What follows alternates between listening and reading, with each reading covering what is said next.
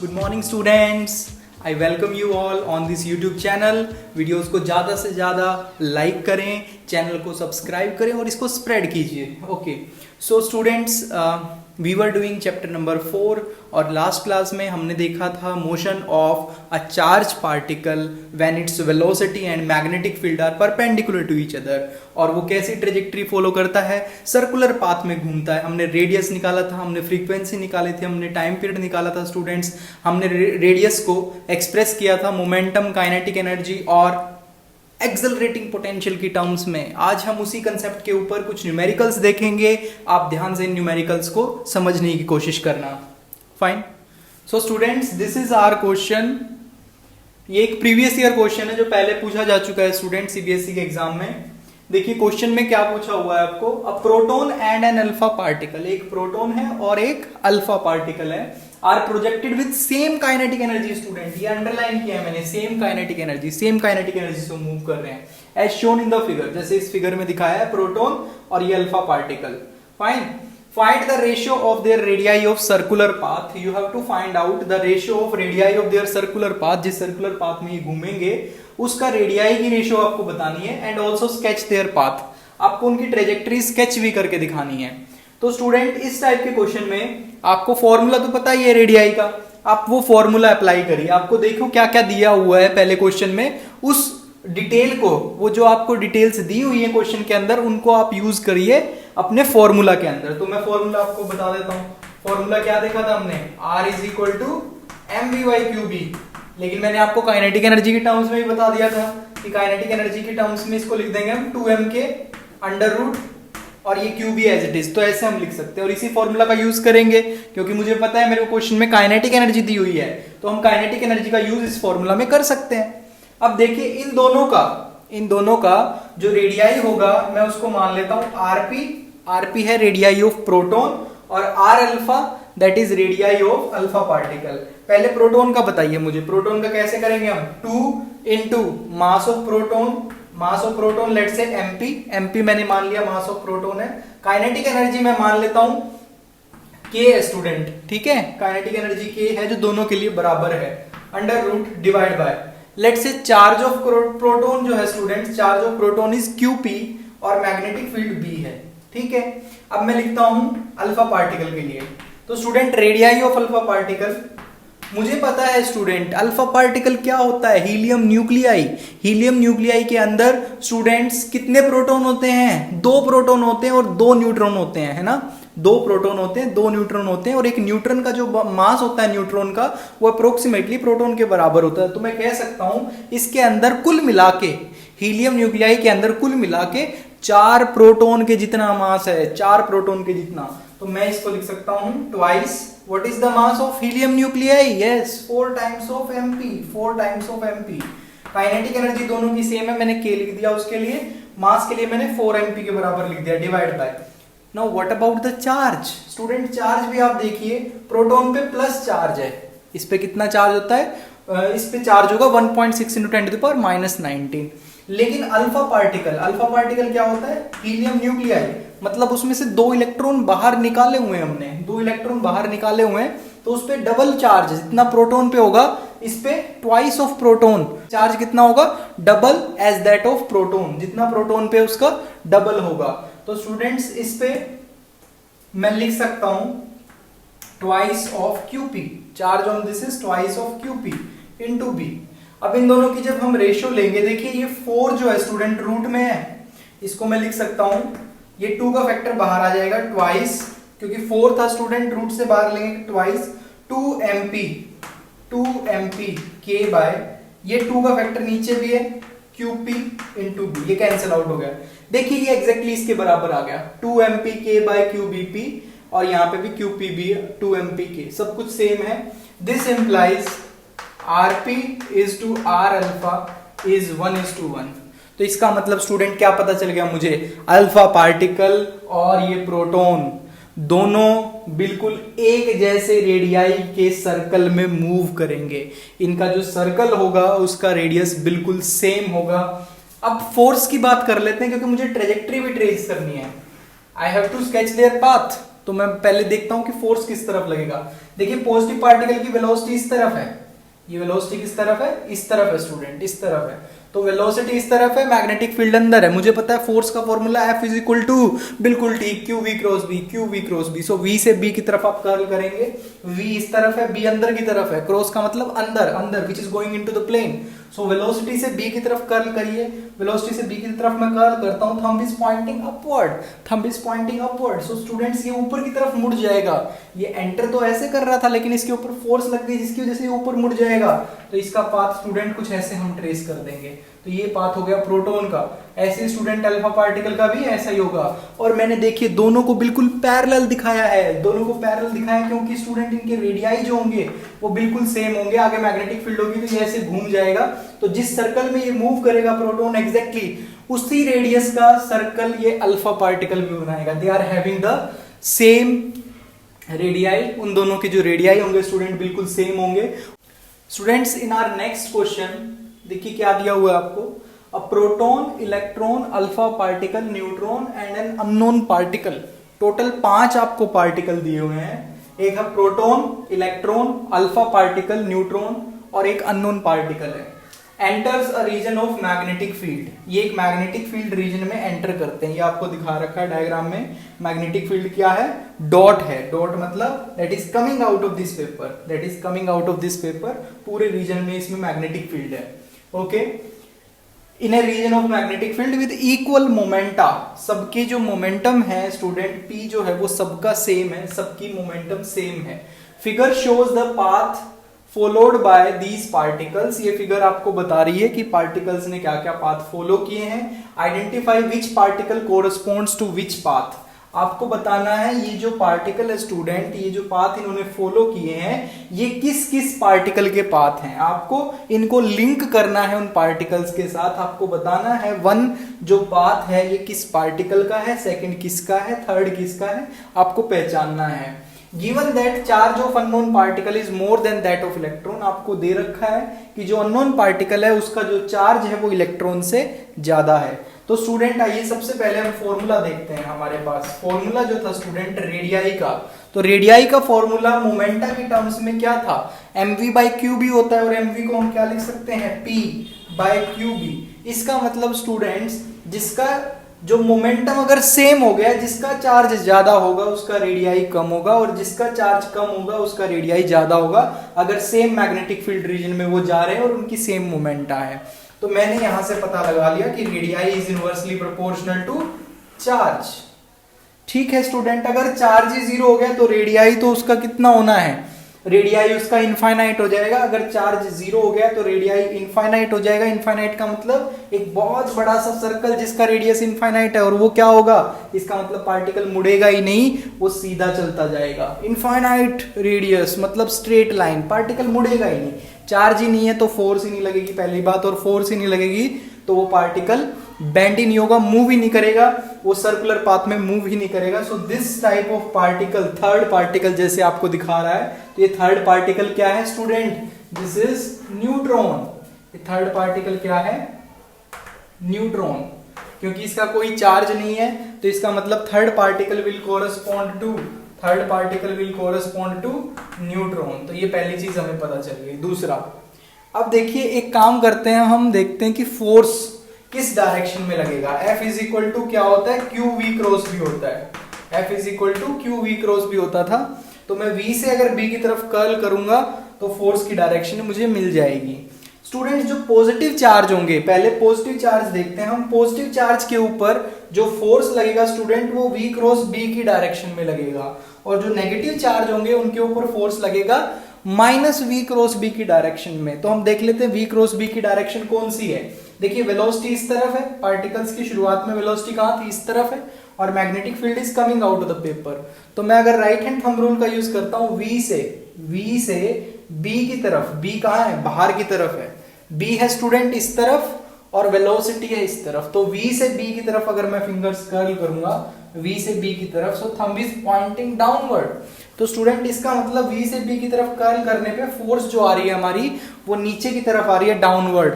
तो इसका मतलब जिस भी चार्ज का मैग्नीट्यूड जो है या फिर जो चार्ज है वो पॉजिटिव होगा, जो चार्ज पॉजिटिव होगा उसके ऊपर फोर्स डाउनवर्ड डायरेक्शन में लगेगी। तो ये दोनों पार्टिकल कैसे होने हैं स्टूडेंट?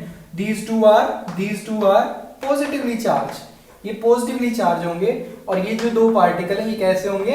नेगेटिवली चार्ज होंगे। अब आप देख सकते हो इसमें से पॉजिटिवली चार्ज कौन से हैं? एक तो स्टूडेंट्स प्रोटॉन जो होते हैं वो पॉजिटिवली चार्ज होते हैं, दूसरे अल्फा पार्टिकल ये भी हीलियम न्यूक्लियाई वो भी पॉजिटिवली चार्ज होते हैं। लेकिन अब मुझे बताना है कि 5 और 4 में से मुझे ये तो पता चल गया कि ये दोनों पॉजिटिवली चार्ज हैं और इसमें से एक प्रोटॉन हो रहा है, एक क्या होना है इसमें? अल्फा पार्टिकल होना है। लेकिन कौन सा किसको रिप्रेजेंट करेगा? तो अब इसकी बारी आती है स्टूडेंट, इसका यूज करूंगा मैं कि charge of proton is very much less than, और you can say charge of proton is smaller than charge on a alpha particle. Charge जो है स्टूडेंट एक प्रोटॉन के ऊपर बहुत कम होता है in comparison to alpha particle. तो चार्ज अगर कम है तो उसका रेडियाई क्या होगा? ज्यादा होगा।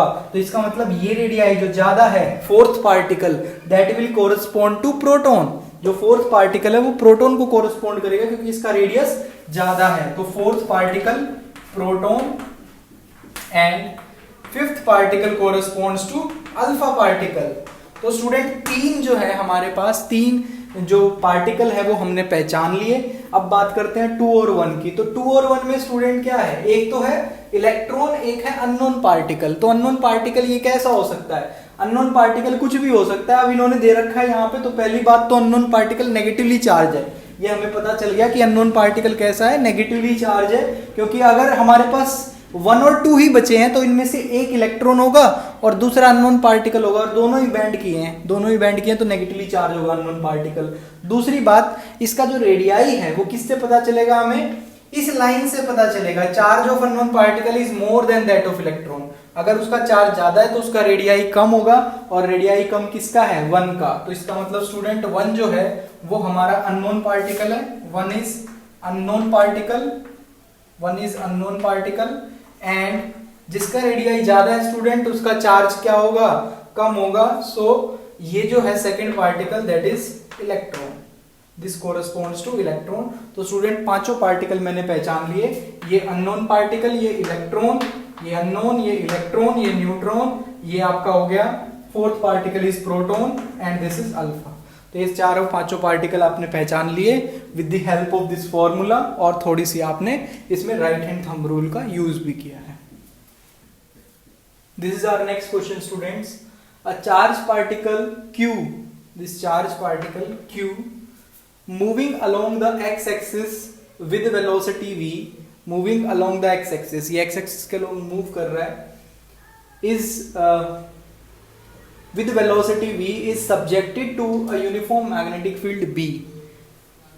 देखिए स्टूडेंट, यहां पे पूरे रीजन में एक मैग्नेटिक फील्ड है जो कि G डायरेक्शन में ऐसे है, ऐसे ये मैग्नेटिक फील्ड इस पूरे रीजन में एग्जिस्ट कर रही है, और ये पार्टिकल जो है ये एक्चुअली -x डायरेक्शन में मूव कर रहा है, और यू कैन से x एक्सिस के अलोंग मूव कर रहा है, लेकिन -x डायरेक्शन में मूव कर रहा है। ये पार्टिकल ऐसे मूव कर रहा है, इसकी वेलोसिटी इस तरफ है। फाइन, ट्रेस द ट्रेजेक्ट्री, आपको बताना है कि इसकी ट्रेजेक्ट्री कैसी होगी, कैसे पाथ में ये मूव करेगा। Does charge particle gain kinetic energy as it enters the magnetic field, क्या इसकी काइनेटिक एनर्जी बढ़ेगी जब ये मैग्नेटिक फील्ड रीजन में एंटर कर रहा है? तो देखिए क्या होगा स्टूडेंट्स, आप इस पार्टिकल को देख सकते हैं, इसकी वेलोसिटी और मैग्नेटिक फील्ड दोनों 90 डिग्री एंगल पे होंगे। जो वेलोसिटी है वो -x डायरेक्शन में है, और जो मैग्नेटिक फील्ड है वो G डायरेक्शन में है। तो आपको पता है फोर्स निकालने का फॉर्मूला, फोर्स कैसे निकालते हैं हम? F is equal to q v cross b. तो आपको अगर डायरेक्शन निकालनी है फोर्स की, तो आप वेलोसिटी से B की तरफ कर्ल करिए फिंगर्स को। So velocity is in this direction, magnetic field is in upward direction. तो स्टूडेंट वेलोसिटी से अगर B की तरफ आप कर्ल करेंगे, so there is a force in Y direction. Yes, अगर वेलोसिटी में देखता हूं स्टूडेंट, वेलोसिटी है इस तरफ और मैग्नेटिक फील्ड ऊपर की तरफ है। एक्चुअली ये जो x एक्सिस है student, it is out of this, you can say plane of board. तो मैं अगर वेलोसिटी की तरफ अपनी फिंगर्स को रखता हूं, वेलोसिटी की तरफ रखता हूं, और B की तरफ कर्ल करता हूं जो कि ऊपर की तरफ है, तो मैंने वेलोसिटी की तरफ रखी और ऊपर की तरफ अपनी फिंगर्स करी V से B की तरफ, तो thumb is pointing in that direction and that is Y। तो स्टूडेंट ये पार्टिकल जो है ये अपने पाथ से डेविएट करेगा और ये एक सर्कुलर पाथ में घूमेगा, तो स्टूडेंट ये कैसे मूव करेगा? देखिए ऐसे जा रहा था ये, लेकिन इसके ऊपर फोर्स लगेगी, फोर्स की वजह से ये अपने पाथ से डेविएट हो जाएगा और ये क्या करेगा स्टूडेंट, इस प्लेन में, कौन से प्लेन में, एक्स वाई प्लेन में एक सर्कुलर पाथ में घूमेगा, ये ऐसे मुड़ जाएगा, बेंड हो जाएगा। So it will revolve in a circular path, it will revolve. So first part का आपका आंसर आ जाएगा। ट्रेजेक्ट्री कैसी आ गई स्टूडेंट, सर्कुलर पाथ में मूव करेगा। So it will move in a circular path, it will move in a circular path in which plane, x y plane, x y plane में ऐसे मूव करना शुरू कर देगा, एक्स वाई प्लेन के अंदर, in x y plane. Fine. दूसरा part है student, does charge particle gain any kinetic energy? No students, not at all, क्योंकि मुझे पता है कि फोर्स जो लगती है वो वेलोसिटी के परपेंडिकुलर है। Force is perpendicular to velocity और you can say force is perpendicular to displacement, so there is no work done. तो यहाँ पे कोई काम नहीं हुआ है, magnetic field does no work and the kinetic energy और velocity of the particle remain same, magnitude of velocity remain same. Direction उसकी बदलेगी वेलोसिटी की और यू कैन से उसकी जो एक्सेलरेशन है पार्टिकल की वो वहां पे होगी, लेकिन स्टूडेंट्स उसके जो मैग्नीट्यूड है वेलोसिटी का वो सेम रहता है। और अगर वेलोसिटी सेम है, kinetic energy is half mv square, it will also be same, kinetic energy भी सेम रहेगी क्योंकि वेलोसिटी सेम है। सो इसका आंसर क्या आ जाएगा, no, charge particle does not gain any kinetic energy because force is perpendicular to velocity and work done will be zero. So work energy theorem भी यही कहता है, work done is equal to change in kinetic energy. If work done is zero then there will be no change in kinetic energy. तो student second part का answer क्या आ जाएगा, second part का आंसर आ जाएगा नो। ठीक है, आप पूरा लिखेंगे पेपर के अंदर, no there is no change in kinetic energy of the particle, जो जो मैंने भी बताया वो पूरा आप लिखना। Fine student, our next question is a MCQ type objective question है स्टूडेंट ये, और आपको इनमें से कोई एक टिक करना है, करेक्ट बताना है इनमें से। Which of the following has minimum frequency of revolution when projected with same velocity in same magnetic field, okay, perpendicular to it। ये भी दिया हुआ है आपको क्वेश्चन में कि वेलोसिटी मैग्नेटिक फील्ड के परपेंडिकुलर है। तो स्टूडेंट इसके लिए मुझे याद करना होगा कि फ्रीक्वेंसी का फॉर्मूला क्या होता था। तो मैंने आपको बताया था, पहले आपको टाइम पीरियड निकलवाया था। टाइम पीरियड क्या होता था, 2 पाई आर बाय वी, और 2 पाई आर कितना था, m v by q B. तो ये आ गया था स्टूडेंट हमारा 2 pi m by q B.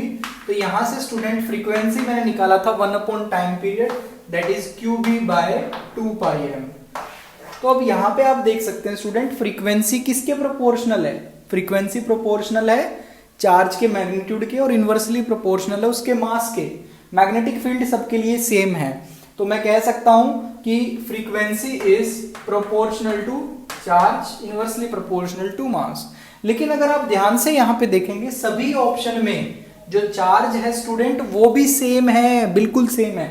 Electron के ऊपर चार्ज 1.6 × 10⁻19 माइनस होगा, लेकिन उसका मैग्नीट्यूड 1.6 × 10⁻19 होगा। ये P प्लस है, प्रोटॉन है, उसके ऊपर भी उतना ही होगा।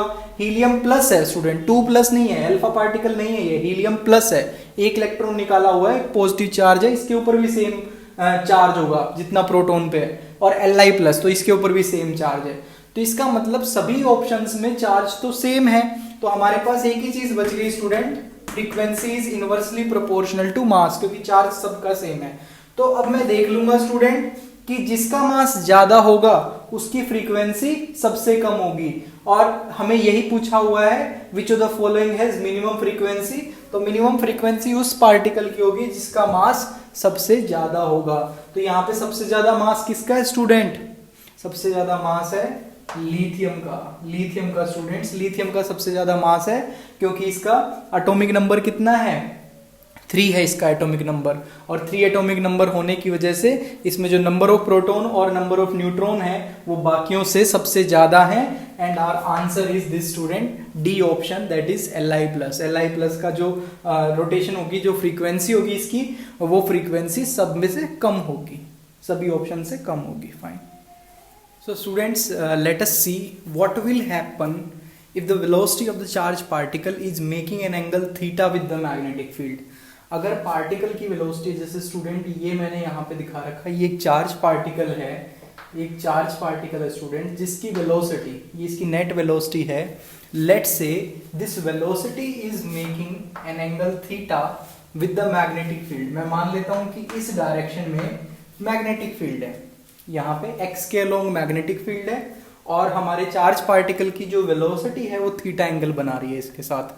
पूरे रीजन में, इस पूरे रीजन में मैग्नेटिक फील्ड है, whole region is having a magnetic field in the x direction. केवल इसमें नहीं है, हर एक पॉइंट पे है, हर जगह है स्टूडेंट, हर जगह एक मैग्नेटिक फील्ड है। This whole space is immersed with this magnetic field which is along x axis.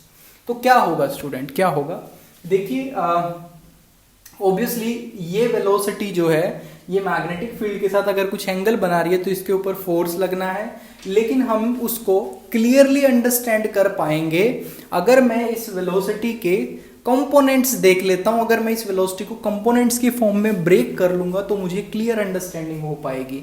तो मैं देख सकता हूं कि इस वेलोसिटी के दो कंपोनेंट बनेंगे स्टूडेंट, एक तो आएगा इस डायरेक्शन में, एक तो आएगा इस डायरेक्शन में, जिसको हम बोलेंगे v पैरेलल, और वो कितने के बराबर होगा, v cos थीटा के बराबर होगा, ठीक है। और एक कंपोनेंट स्टूडेंट इसका यहाँ पे आएगा जो कि v परपेंडिकुलर होगा और वो v sin थीटा के बराबर होगा। बन गए दो कंपोनेंट। अब देखिए क्या फायदा होगा मेरा इससे मेरा ये फायदा होगा कि मुझे पता है स्टूडेंट ये वाला कंपोनेंट मैग्नेटिक फील्ड के अलोंग है, तो इसका कोई लेना देना नहीं है, ये फोर्स लगाएगा ही नहीं, ये फोर्स लगाएगा ही नहीं, क्योंकि ये कंपोनेंट मैग्नेटिक फील्ड के पैरेलल है। और क्योंकि इन दोनों के बीच में एंगल जीरो है, साइन जीरो जीरो हो जाता है, फोर्स जो है इस वेलोसिटी के कंपोनेंट की वजह से कोई फोर्स नहीं लगेगा। Next one is student this is v sin theta. तो स्टूडेंट ये कंपोनेंट, ये जो कंपोनेंट होगा इसके अलोंग ये मैग्नेटिक फील्ड के परपेंडिकुलर है। और बिल्कुल अभी थोड़ी देर पहले हमने देखा था कि जब वेलोसिटी और मैग्नेटिक फील्ड परपेंडिकुलर होते हैं then charge particle will move in a circular path and it will do a uniform circular motion जहां पे centripetal force is provided by the magnetic force. तो स्टूडेंट ये वाला कंपोनेंट जो है ये चार्ज पार्टिकल को सर्कुलर पाथ में घुमाने की कोशिश करेगा, ठीक है स्टूडेंट। लेकिन देखिए अब यहां पे है ना, आप क्या करेंगे, आप सोचने की कोशिश करना जरा। देखिए ये वाला जो कंपोनेंट है ये सर्कुलर पाथ में घुमा रहा है, ये कंपोनेंट कोई फोर्स नहीं लगाएगा, लेकिन चार्ज पार्टिकल की एक वेलोसिटी तो होगी ना। मैंने आपको उस टाइम भी बताया था कि when velocity and magnetic field are parallel to each other then particle will not accelerate but it will move, still it will move with the same constant velocity. लेकिन स्टूडेंट सेम कांस्टेंट वेलोसिटी तो move करेगा ना, वो same constant velocity से तो move करता रहेगा, accelerate नहीं करेगा, फोर्स नहीं लगेगी। वो मान ली बात मैंने आपकी कि फोर्स नहीं लगेगा, एक्सेलरेट नहीं करेगा, लेकिन उसी वेलोसिटी से तो मूव करता रहेगा ना। तो इसका मतलब स्टूडेंट इन दोनों का कॉम्बिनेशन जो होगा, मतलब ये जो फोर्स लग रही है, ये जो मोशन होगा पार्टिकल का सर्कुलर मोशन, प्लस ये जो मोशन होगा स्टूडेंट पार्टिकल का along X axis that is a constant velocity, इन दोनों के कॉम्बिनेशन से, इन दोनों का जब हम कॉम्बिनेशन बना देंगे तो वो होगा पार्टिकल का नेट मोशन या फिर वो होगी पार्टिकल की net trajectory. It is just like that projectile motion जो आपने 11th क्लास में पढ़ा था, उसमें हम कंपोनेंट्स को ब्रेक करते थे, फिर हम दोनों जो हमने एक्स के लॉन्ग और वाई के लॉन्ग इक्वेशंस निकाली थी उनको हम कंबाइन करते थे और हमने देखा था कि पार्टिकल कैसा मोशन करता है। एक उसका जो पाथ होता है, उसकी ट्रेजेक्ट्री होती है, वो पैराबोलिक मोशन परफॉर्म करता है, पैराबोला होता है वो। तो यहाँ पे भी कुछ कैसा ही करेंगे हम।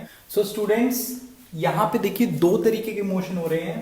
पहला मोशन तो मैं क्या कह सकता हूँ कि ये सर्कुलर पाथ में घूमेगा, किस प्लेन के अंदर, यस इस प्लेन के अंदर, वाईजेड प्लेन में, वाईजेड प्लेन में वो पार्टिकल सर्कुलर पाथ में घूमेगा। मुझे कैसे पता लगा स्टूडेंट, देखिए इस वेलोसिटी की जो कंपोनेंट है स्टूडेंट, ये v sin थीटा, ये जो v sin थीटा कंपोनेंट है स्टूडेंट, इस v sin थीटा कंपोनेंट और इस मैग्नेटिक फील्ड से आप इसके ऊपर फोर्स की डायरेक्शन निकाल सकते हैं। देखिए v से अगर मैं b की तरफ कर्ल करूं अपनी फिंगर्स को, v से b की तरफ अगर मैं कर्ल करता हूं, v से b की तरफ कर्ल करता हूं, my thumb is pointing inward. So inward अगर पॉइंट कर रहा है, इसका मतलब स्टूडेंट ये जो पार्टिकल ये कुछ ऐसे जा रहा था, इसके ऊपर अंदर की तरफ फोर्स लगेगी, इनटू द प्लेन एक फोर्स लगेगी, जो फोर्स इसको अंदर की तरफ मोड़ देगी, इस पार्टिकल को अंदर की तरफ मोड़ देगी। लेकिन मुझे पता है कि सर्कुलर पाथ में घूमना है, तो सर्कुलर पाथ में घूमेगा स्टूडेंट, ये जो वेलोसिटी थी ये पार्टिकल अंदर जाएगा, फिर बाहर आएगा और ऐसे इस प्लेन में घूमता रहेगा, इस प्लेन में, इस प्लेन में which is YZ plane. YZ plane में स्टूडेंट ये घूमता रहेगा, ऐसे ऐसे घूमता रहेगा। लेकिन दूसरा स्टूडेंट मैंने कहा है कि ये वेलोसिटी जो है ये फोर्स तो नहीं लगाएगी, लेकिन ये कांस्टेंट वेलोसिटी से मूव भी तो करेगा ना, कांस्टेंट वेलोसिटी से मूव भी करेगा। और इन दोनों का जो नेट कॉम्बिनेशन होगा वही पार्टिकल की ट्रेजेक्टरी को डिसाइड करेगा। तो स्टूडेंट पहले हम इसका रेडियस निकालने की कोशिश करते हैं कि पार्टिकल का रेडियस कितना होगा। तो along y axis velocity is v sin theta, ये हमें पता है। दूसरी बात स्टूडेंट, क्योंकि ये सर्कुलर पाथ है, इसका रेडियस अगर मैं r मान लेता हूँ, r is the radius, then this radius is student mv by qb। लेकिन यहाँ पे वेलोसिटी का कौन सा कंपोनेंट की वजह से ये सर्कुलर मोशन हो रहा है, perpendicular. So I should write mv perpendicular by qb, mv perpendicular by qb। ये हम ऑलरेडी देख चुके हैं कि रेडियस कैसे निकालते हैं सर्कुलर पाथ के। मैंने क्या क्या किया था, मैंने सेंट्रीपिटल फोर्स को किससे इक्वेट कर दिया था, मैग्नेटिक फोर्स से। लेकिन यहाँ पे एक चीज मैंने अलग की है कि यहाँ पे v परपेंडिकुलर यूज किया है, वहां पे v था। यहाँ पे v परपेंडिकुलर इसीलिए यूज किया है क्योंकि दोनों कंपोनेंट में से इसका कोई हाथ नहीं है सर्कल में घुमाने में, केवल v परपेंडिकुलर का हाथ होगा। v परपेंडिकुलर जो है वो हेल्प करेगा पार्टिकल को सर्कुलर पाथ में घुमाने के लिए, पैरेलल कंपोनेंट केवल उसको आगे लेके जाएगा। So this is the radius students. अब मेरे को बताइए, देखिए एक तो रेडियस आ गया हमारे पास, सर्कुलर पाथ मुझे पता है, और मुझे ये भी पता है कि पार्टिकल आगे भी जा रहा है, सर्कल में भी घूमेगा, आगे भी जाएगा। तो नेट मोशन कैसा होगा स्टूडेंट, नेट मोशन कैसा होगा आप बता सकते हैं मुझे। देखिए जब वो सर्कल में जाएगा और इस सर्कुलर मोशन में अगर आप ये मोशन भी ऐड कर देते हैं, इस मोशन में स्टूडेंट अगर आप ये मोशन भी ऐड कर देते हैं तो आपको क्या मिलेगा, एक हेलिक्स मिलेगा। देखिए इस सर्कल में भी जा रहा है और आगे भी चला जाएगा। ये जब तक घूम के आएगा, जब तक ये घूम के वापस आएगा स्टूडेंट, ये कुछ आगे पहुंच चुका होगा, ये कुछ आगे पहुंच चुका होगा। और इसका मोशन कैसा होगा, एक हेलिकल पाथ में ये मूव करेगा, helical path around this x axis के अलोंग ये हेलिकल पाथ में मूव करेगा। और ये इसकी ट्रेजेक्ट्री होगी स्टूडेंट्स। अगर आपको कोई पूछे velocity is making an angle with the magnetic field, net magnetic field के साथ अगर एंगल बना रही है velocity, then what is its path, then the path of the particle और path of this charge particle is helical, it moves in a helical path, helical path में ये move करेगा। देखिए स्टूडेंट इस हेलिक्स की एक इंपॉर्टेंट प्रॉपर्टी होती है जिसको हम बोलते हैं पिच। क्या बोलते हैं स्टूडेंट उसको, हम पिच को लैम्डा से डिनोट करते हैं। Pitch is denoted by lambda. ये क्या होती है student, it is the horizontal distance, or you can say the distance covered by the particle, by the charge particle when it completes one rotation। जब student charge particle एक complete rotation कर लेता है, जब वो वापस घूम के आ जाता है एक कंप्लीट रोटेशन में, वो कुछ फॉरवर्ड डिस्टेंस ट्रेवल कर चुका होता है, वो कुछ आगे बढ़ चुका होता है, ठीक है। तो उसको हम क्या कहते हैं, that is known as pitch. या फिर दूसरा आप इसको डिफाइन कर सकते हैं, it is the distance between two consecutive rings of the helix, okay। so pitch is the distance between two consecutive rings of the helix। Helix की दो कॉन्जिक्यूटिव रिंग के बीच में जो डिस्टेंस है स्टूडेंट, उसको हम पिच बोलते हैं, लैम्डा से डिनोट करते हैं। तो ये पिच कैसे निकाल सकता हूँ स्टूडेंट मैं, ये पिच मैं आसानी से निकाल सकता हूँ अगर मैं इस वेलोसिटी को फाइंड आउट कर लूँ कि इसकी फॉरवर्ड डायरेक्शन में कितनी वेलोसिटी है, ठीक है, और इसको घूम के आने में कितना टाइम लग रहा है। अगर मैं इस वेलोसिटी से स्टूडेंट, ये जो वेलोसिटी एक्स डायरेक्शन में, अगर इस वेलोसिटी को मैं टोटल टाइम से मल्टीप्लाई कर दूं तो वो मुझे टोटल डिस्टेंस मिल जाएगा कि मुझे पता इतनी वेलोसिटी थी और इतना टाइम लगा, तो इतने देर में, इतने टाइम में कितना आगे डिस्टेंस मूव किया होगा। तो मैं अगर टाइम पीरियड निकाल लूँ एक कंप्लीट रोटेशन का, उसको अगर मैं इस वेलोसिटी से v पैरेलल से मल्टीप्लाई कर दूं तो वो हमारी पिच आ जाएगी। तो सबसे पहले टाइम पीरियड क्या होगा स्टूडेंट इसके लिए, टाइम पीरियड t, वहां पे हमने निकाला था, क्या होता था टाइम पीरियड होता था 2 पाई r बाई वी से हमने निकाला था, 2 पाई r बाई वी से हमने निकाला था। लेकिन यहाँ पे v की जगह पे v परपेंडिकुलर हम यूज करेंगे। सो 2 पाई r बाय v परपेंडिकुलर, लेकिन मुझे पता है स्टूडेंट r में भी v परपेंडिकुलर आ रहा है, तो ये सिंपली क्या हो जाएगा 2 पाई m बाय qb। यहाँ पे वेलोसिटी का फैक्टर आता ही नहीं है। तो टाइम पीरियड आ गया स्टूडेंट हमारे पास। अब इसको सिंपली वेलोसिटी से मल्टीप्लाई कर दो तो पिच आ जाएगा, lambda is equal to v parallel into time period, that is equal to 2 pi m v cos theta divide by qb। तो स्टूडेंट ये आ गई आपकी पिच, पिच का एक्सप्रेशन है 2 पाई mv cos theta by QB। आप देख सकते हैं इसमें v पैरेलल कंपोनेंट है और यहाँ पे v परपेंडिकुलर कंपोनेंट है। तो ये एट्रीब्यूट है इसका हेलिक्स का। कई बार आपको पूछ लेते हैं what is pitch. So pitch is the horizontal distance covered by the particle when this particle completes one rotation और it is the distance between two consecutive rings of the helix।